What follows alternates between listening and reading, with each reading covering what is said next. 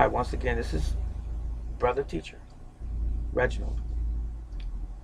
In today's video segment, I would like to again address the issue of us being monitored and surveilled here in America, actually all over the world now, but more specifically now, in this particular video in America, how we are surveilled or watched and monitored by various governments, companies, corporations, and entities.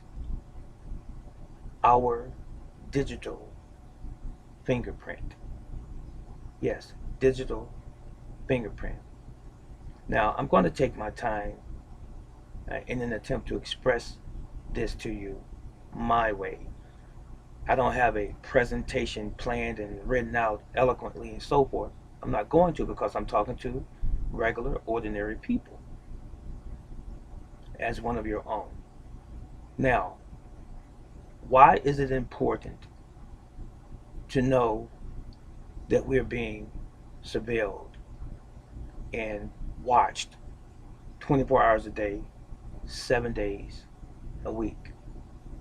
First of all, let me say this to you. It's one thing to have cameras in facilities, on the streets, on the roadways, and in companies, stores, shopping malls, and so forth, when the purpose of those cameras is to keep you protected. Just in the event someone has some ill intentions and they want to harm you, or to protect the store's property from shoplifters, thieves, people breaking in, and things of this nature, just to overall protect the communities in which we live. That's one thing. But there's a double-edged sword there with that concept of video surveillance and even voice monitoring. The other side of that is, who else is getting your information while you're being monitored or videoed and your voice is being recorded through these particular methods? Who else can benefit perhaps from your pictures being taken or a video being taken of you? You see, usually for everything that can happen that benefits us, something on the opposite side or something negative can occur as well. And I'm going to show you how, or explain to you how. And I think you really already know this. Okay, I pointed out the scenario of video cameras to protect the communities and the people, or the citizens, if you will, in our cities and so forth. That's a good thing. Now, one thing about it is that virtually everywhere we go now, there's a camera somewhere. It's outside. They're outside by the thousands. They're indoors, from your major shopping markets and shopping centers and companies to your small convenience stores. They are there. People have them at their residence to protect their property and to just basically uh, make sure that no one is doing anything that they shouldn't be doing while they are away at their leisure or work, in school and so forth. They have cameras outside of their homes and inside of their homes even. Nursing homes, hospitals, there are cameras everywhere. Now, is it always innocent? What can happen to the video images of you? No. Let's go to now our personal cell phones, our iPhones and Androids and Apple phones, if you will, and your laptops, your tablets, your desktop computers. These are the things that we really need to be more concerned with. But I want to express to you today that Between the computers, laptops, and tablets, your cell phone is perhaps the most infiltrated device. Why? Virtually everyone has one. And if you want to keep up with people's movements, if you want to keep up with people's habits and actions and behaviors, no better way to do that than through a computer. And your phone is a computer. Never thought about it this way, some of you, I'm sure. It is a computer. It stores information. It transmits and receives information. Absolutely. Now, the digital fingerprint, I want you to pay very close attention. I'm sure you've heard of the expression hackers. Oftentimes, when we hear this expression, hackers, we're thinking about some unscrupulous group of individuals, or maybe just one person who wants to infiltrate, excuse me, infiltrate your device, your phone, your computer, with the intent of stealing your information for their personal gain, or to even just as a kick because they are familiar with technology, they want to destroy someone's life and they feel good about it. Whatever their reason is, they do what they do. These people called hackers. And sometimes these hackers are people who have been self taught, and sometimes they are people who have actually worked for companies that were technological companies, computer companies, and they know what they're doing. But that's not really the hacker that I want to focus on. I'm talking about the hackers that are in the government, major corporations even. They hack us all of the time. What do I mean? Hack. They get into our device when we don't even know that they're there. They're constantly watching us. They're constantly listening to us. They're constantly collecting information on our habits, our behaviors,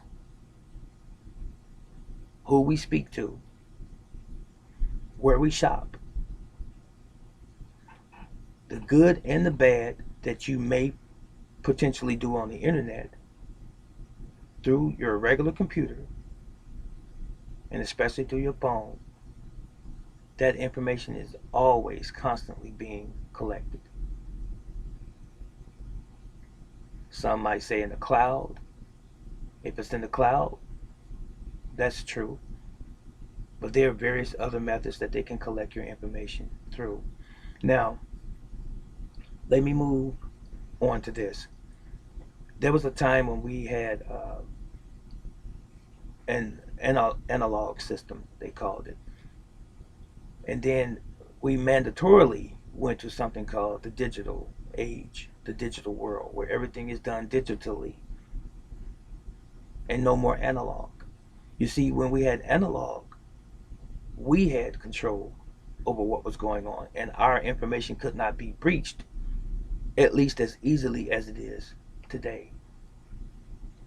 So, again, with the cell phone, I want to throw some things at you.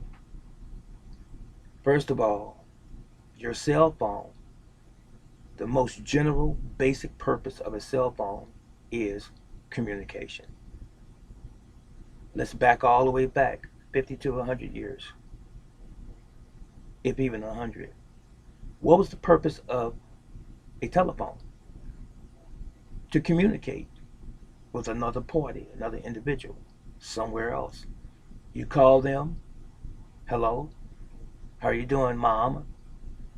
And she received the call, and she'd have a conversation with you.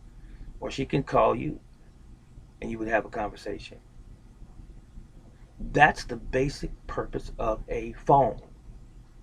Calling someone from point A to point B, and they can call you back from point B back to point A.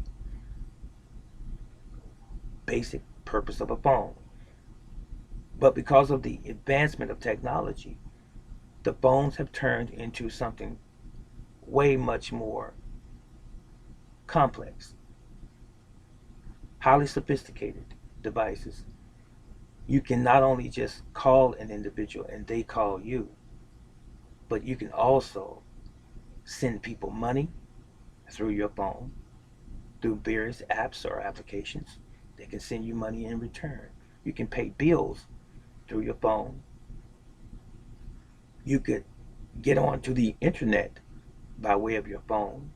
You can watch videos, you can watch movies, you can Skype, or you can use the application called Duo, and there's various other ones that you can use and actually see a person in real time while you're talking to them. There are all types of things that you can do on your phone, not to mention gaming. You can play videos, games, Fortnite, Grand Theft Auto. Uh, there's a bunch of them, and some I'm not that familiar with because I'm not a gamer per se. But you can do anything virtually on a phone, and you can also be observed and hacked by unwanted entities on that same phone. That's the downside. Why would someone be listening to you on your phone? Why would someone be collecting information on where you shop and what you purchase on your phone or your computer for that matter? Well, have you ever heard them say in some advertisements when you're online that your information, if you put your cell, not your cell phone number, but you can do that, if you put your phone number in or your email address or whatever, that they're not going to sell your email to anyone or sell your personal information to another uh, company or entity. You've heard that before, I'm sure. But do you believe it? How do we know? What guarantee do we know that our information is not being sold? We really don't. Who are these uh, unseen people that's making these statements to us that our information is not being sold? We guarantee it and so forth. We don't know that. Why is it so coincidental when you're surfing the web, you see all of these different offers and ads on your screen of things that you like and enjoy? Could it potentially or possibly be because you have already told someone that you shopped at a particular store or that you enjoy a particular product or food, and they've been collecting that information and selling it to advertisers, and those advertisers, or the very same advertisers, are putting a bug in your ear by sending you advertisements of things that you enjoy, things that you enjoy to purchase, things that you enjoy to eat, restaurants that you enjoy to frequent, bars, sporting events you like to participate in. How do they know that? I've been told by many people that I know that they've received advertisements and basically pinpointed the places that they frequent in the advertisements. How do they know what you like? Your information is being bought, is being sold, is being stolen from you indirectly, or copied from you indirectly, and it's being shared behind the scenes, and you were not aware of it. Now, on your cell phone, your privacy should matter to you. Mine does to me. I'm on this camera on this particular laptop right now. This webcam is recording this video. Once I turn this video camera off, you would think that it would be turned off, right? Not necessarily so. You see, there's a light that's an indicator that the camera is running. Do you know that technology is such, and hackers are skilled enough to turn your camera on when the light is not indicating that the camera is on? And as long as it's flipped up, you're potentially being recorded. in your home, in your office, wherever you may be, your children doing virtual schooling and so forth when their class session is over and the computer is still up. You could be walking through the house naked and you're being recorded by hackers. They could be from the government. They can be someone from the dark web. They can be someone from anywhere, but you're being observed. And that information on you is being collected. What information, brother teacher? The information, simply the things that you say, your behaviors, the things that you do, the places that you frequent, the people you're talking to, and the people that you entertain, your uh, relationship with another individual intimately. All of that's being recorded, it's being collected. Now, do you mind that it's being collected? Do you really care? You really should. There's nothing so precious as your privacy. It belongs to you, it's yours. But unfortunately, we have people in our world that are evil. Now, they have an agenda, they have a purpose, they have a reason for doing what they do.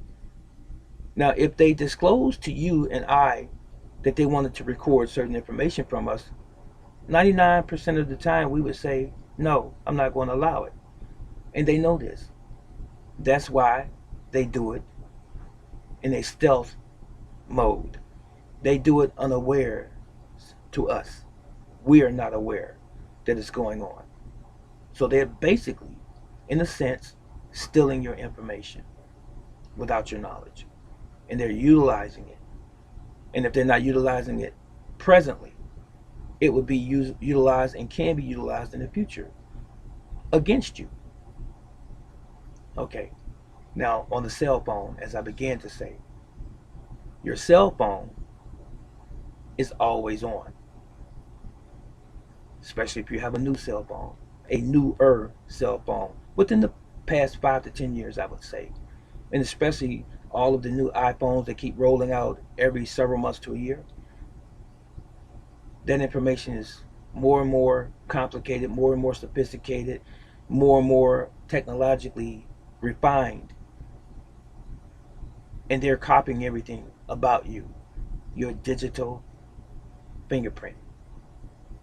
Now, let me get a little bit more concise about digital fingerprint. We make the mistake, unbeknownst to us, of wanting things to be convenient. We Americans, and I'm specifically talking about Americans right now, but anyone for the most part, we have become a nation of lazy people. We want everything easy without putting forth very much effort at all. Everything's quick. Fast food restaurants, for example, fast food. We don't want to sit down to a conventional meal where it takes the normal amount of time, a couple hours to make a meal, and then we come to supper or lunch or what have you at home. No, we would rather go somewhere where the meal is processed and you have it in less than 5 minutes or 10 minutes at a restaurant that you sit down in.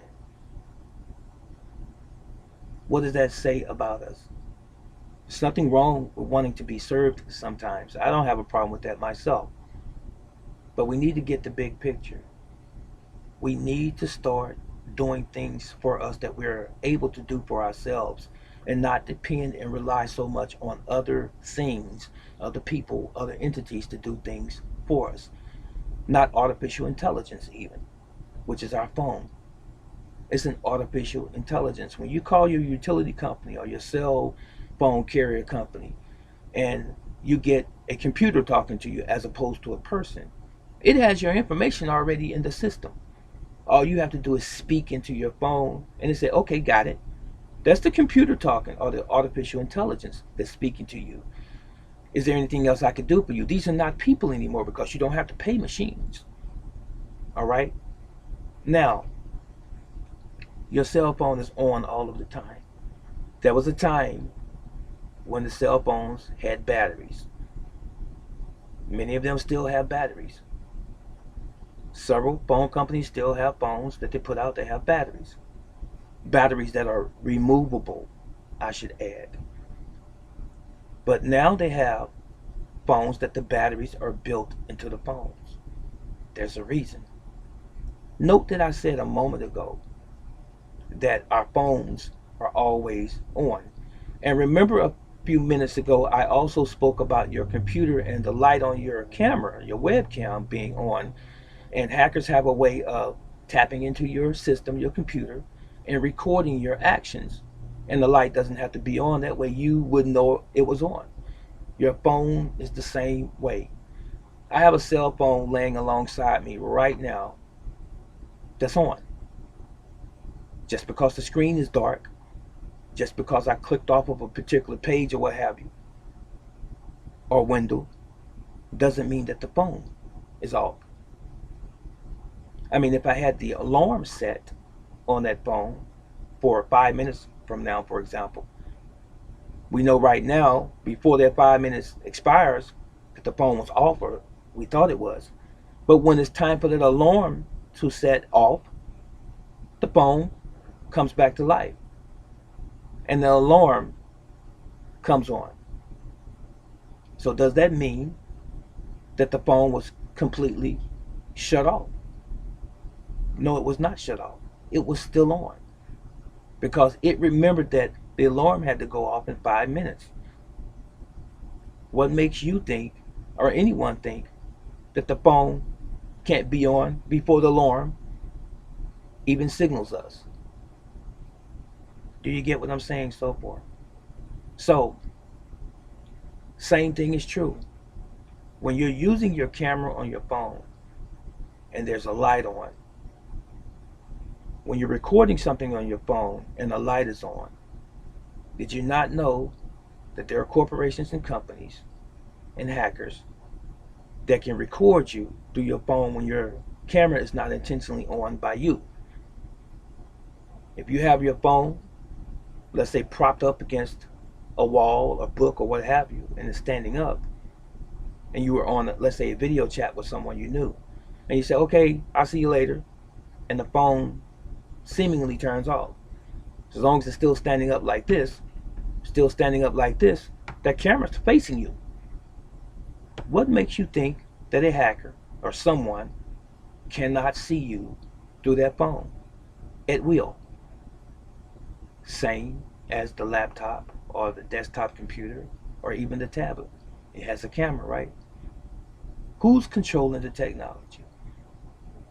Now, there were people who were having the best interest of us citizens, or us people, we the people at heart. And so they said, well, take the battery out of the phone to avoid the camera being on and the speaker being on and someone monitoring you through your phone. Take the battery out. Guess what? Almighty creators of the cell phone devices, the iPhones and so forth, got a little slick. We'll teach you not to take that battery out that phone to stop us from monitoring you by creating newer technology or newer phones that have what? A built-in battery. Can you figure out why the battery is built in as opposed to one being manually put in and taken out by yourself? Why is the battery now built in? Or is it for convenience? Not for you. The convenience is for them. In other words, now they don't have to be concerned with you taking the battery out and them not being able to listen to you and to even watch you and to monitor your actions, your habits, your behavior, your life. If you have a phone with a built-in battery, you can't take the battery out. So they can turn that phone on or have that phone on all day and all night, surveilling you, surveilling us. Do you get it now? So now, they know The only other alternative that you have, if you are consciously aware that you're being monitored through your phone, the only other alternative that you have would be to let that phone power all the way down till you have no more battery life, and then they can't do anything. But who wants to let their phone go dead for the sake of trying to avoid somebody listening to them and watching them through the phone or device? That would not be practical, would it? Because many of us, we may want to turn that phone on in the morning and call our mom, dad, or children, or whatever the case is, or job, and the phone is dead.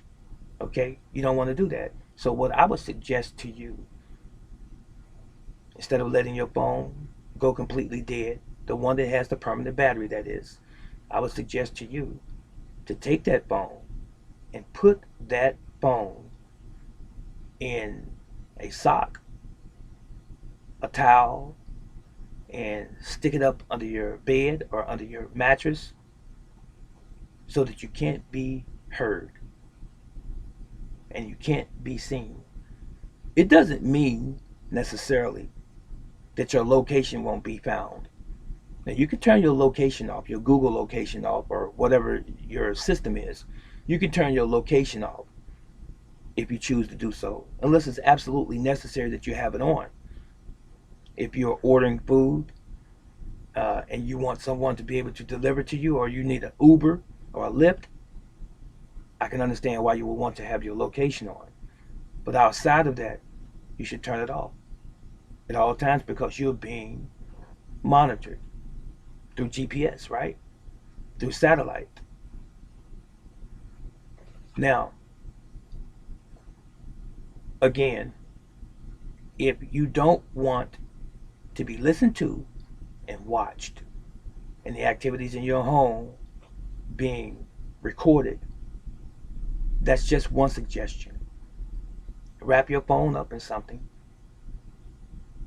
thick, a thick towel, put it under your bed, put it in the closet, put it in the dresser drawer, put it under your mattress, and get in the habit of every day doing that and turning it on in the morning or whenever you desire to get up or plan on getting up for work or school or whatever. Get in the habit of doing that if you value your privacy. That's what I suggest that you do. Um, I'm going to look at my list for a moment. I went over the fact that the phones are always on, even when we think they're off, and that we're always being listened to and watched and surveilled by cameras all over the cities and in the supermarkets and the shopping centers and so forth, and various other companies and things like this. And I talked about permanent batteries in phones as opposed to ones that you can remove to protect yourselves and your safety of your family and yourself. Many phones have gone to permanent batteries now, so that that phone can always be controlled by the people who made the phone and all of the entities that are trying to monitor you. Okay, I want to touch also on things that you do on your phone that allow other people to know who you are. Don't think from one moment that they don't know who you are. There's a few methods that teach these companies and tell these companies who you and I are. And one of the things, this is an old phone, this is not my current phone, but I'm using this as an example. We all want privacy to a great degree, I'm sure. And most of us have a password recognition on our phone, or a PIN number on our phone, or a method that we use to keep other people out of our personal device, our cell phone, our iPhone, and so forth, or a pattern that you would use on your phone that only you know to avoid people getting into your phone without your permission. But let me tell you something to let them know who you are. The physical fingerprint. Do you have fingerprint recognition on your phone? Look at this. Let's take this for example. I turn my device on. It says log in. I chose the option of fingerprint. This is not me. I'm just using this hypothetically. So I take my finger or my thumb and I touch it and it say hello, welcome, or whatever, or it just simply comes on. My fingerprint. Do you already see where I'm going? The phone recognizes your fingerprint from the first time that you signed up for that particular application to get into the phone, right? Now, where is that fingerprint stored so that the phone recognizes that that's you all of the time? It's stored in a database somewhere. Now, it identifies you not by name per se, but by the fingerprint. I want you to think really, really closely and hard about what I just said. Fingerprint. Don't government agencies use fingerprints, the police department, the military, the government, to identify people? And when you sign up for anything or you take a test for anything that involves the government, don't they have your name before you put your fingerprint down as an additional piece of information, if you will, to identify you? Once you put that fingerprint on that phone, it goes to a database and it has your name attached to it, that's you. Because whoever the carrier of your phone is, Verizon, T-Mobile, Boost, Metro, Sprint, whoever, AT&T, they have your information. Because when you bought that cell phone, you bought it in your real name, right? So they know that that phone belongs to you, the company that you pay your bill to every month. They know the phone belongs to you. Now, if your means of identification is your thumb, you're the owner of the phone, that's not complicated to figure out.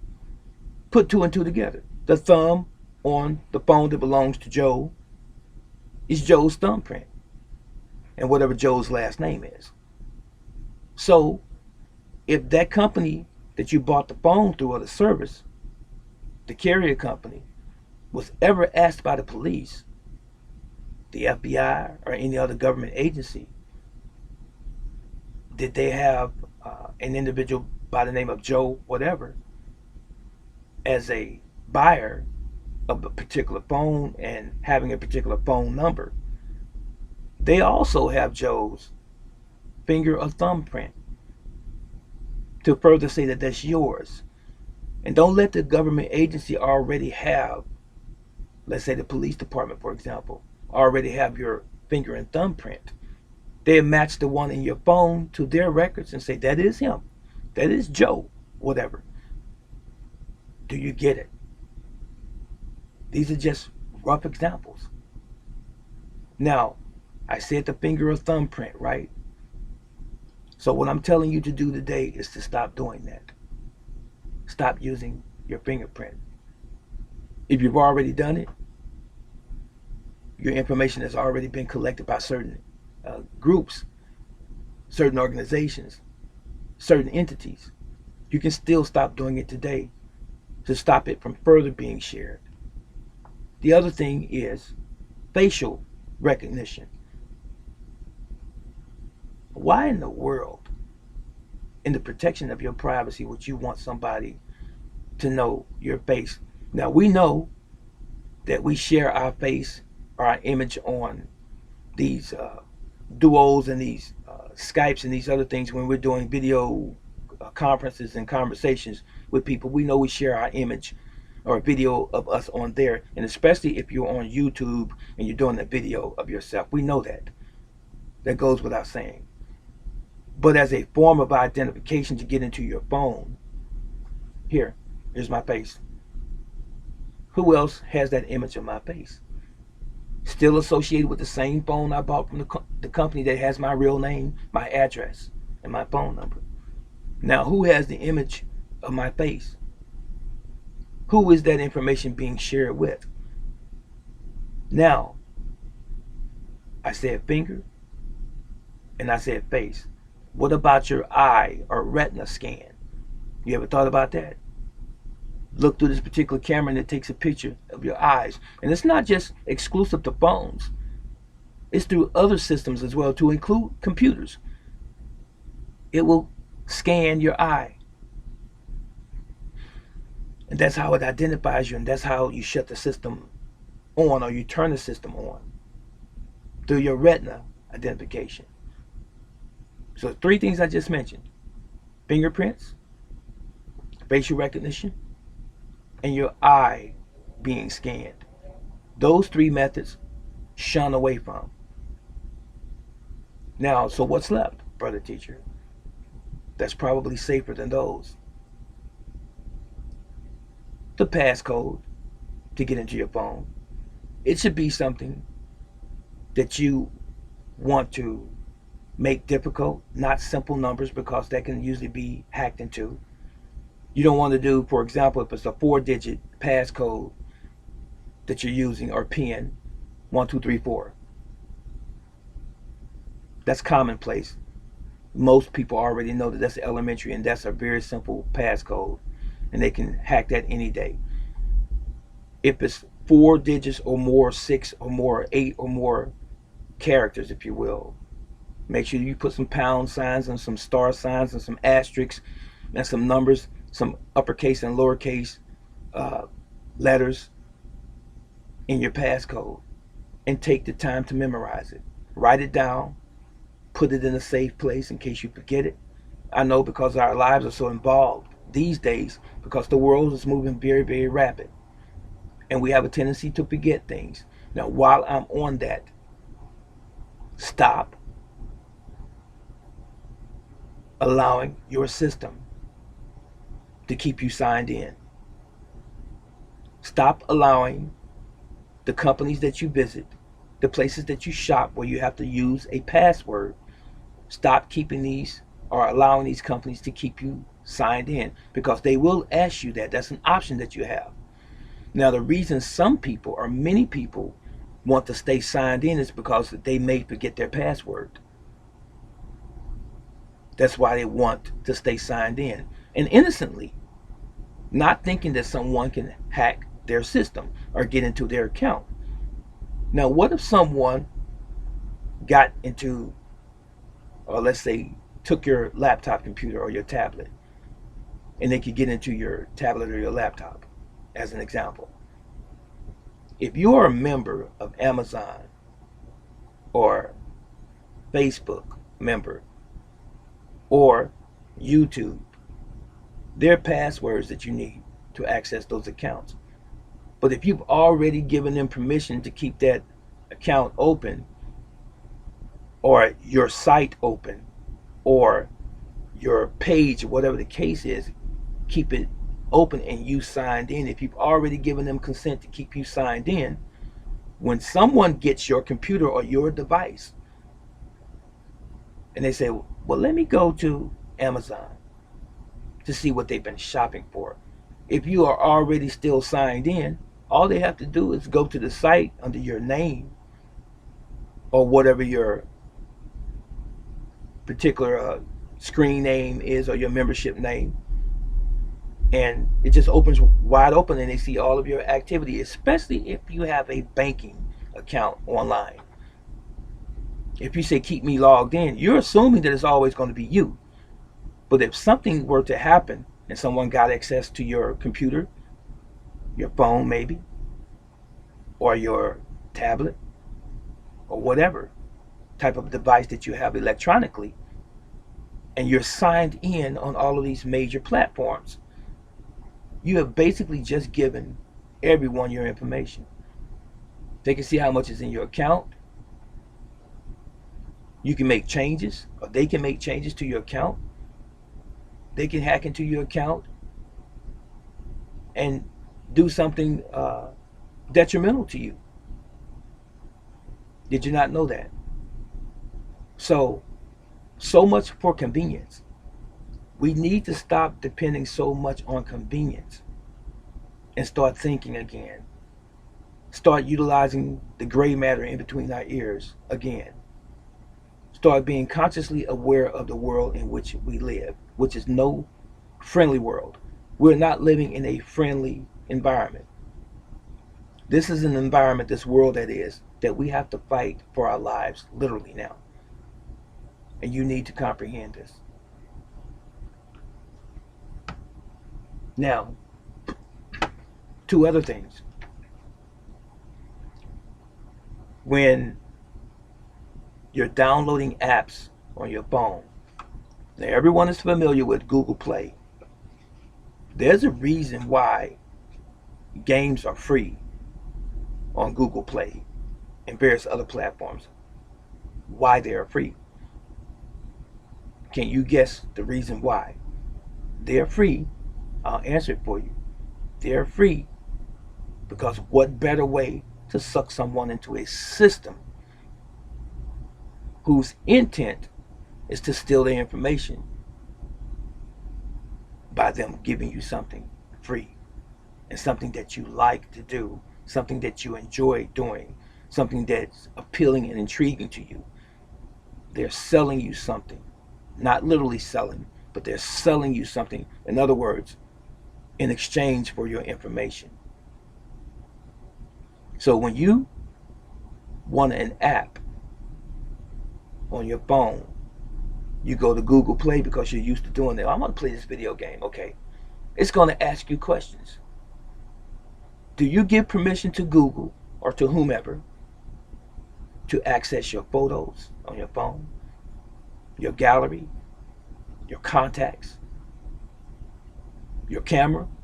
It asks you these questions. And because you want that app or that game, you're going to say yes. Now, what you have just done was open Pandora's box for that company. Once you give them access to your photos, they see everyone that's in your pictures gallery on your phone or even on your computer. Once you give them access to your contacts, they know who your mommy is, your children, your friends, the places that you shop, acquaintances, and so forth. They have all that information because you gave it to them. All because you wanted a particular game or an app from their store. You see, it's free for a reason to you, but it's really not free because it is at a cost. It's the cost of your freedom, and it's a cost of your privacy that you have just given over to them. Some company, some organization, some entity that you don't even know that's in the background collecting information. Not individuals per se, computers collecting your information that you gave to them willfully in exchange for a game or several games or several apps. So did you get anything from this lesson?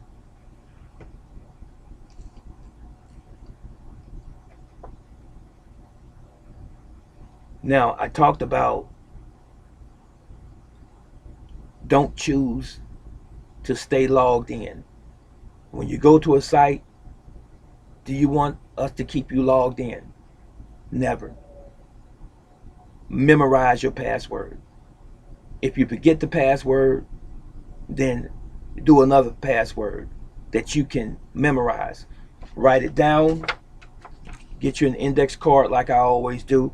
You write your password down. You lock it away in a safe place.